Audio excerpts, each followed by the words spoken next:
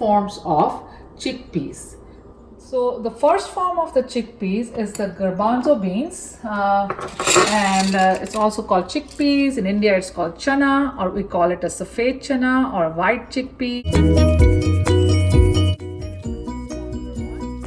The second form of the chickpeas is the green chickpeas, and they are not very popular in the West. It's very popular in India, and especially these green chickpeas are also eaten fresh and when they are in season. We make different kind of recipes with it, and we can make it as a sabzi, or we can make it as with the gravy. So there are different ways of making these green chickpeas, and they are equally yummy as those chole. Third form of the chickpea is the kala chana, or a black chana, or a brown chana, however you want to call it. And these are very small in size, like you can see, compared to the garbanzo beans, and they have some nutty, very nutty flavor, very sharp flavor.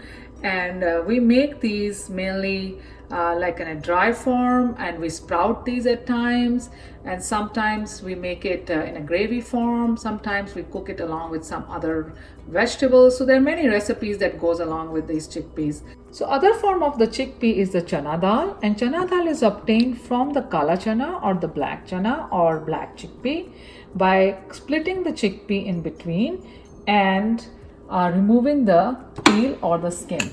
So chana dal is like this, and it's a split of the chana or a black chana. This is a small chana, and this chana dal is used for making chickpea flour, and it's called besan.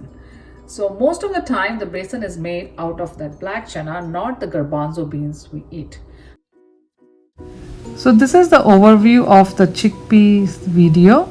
If you like this video, please don't forget to like, share and subscribe. Thank you for watching.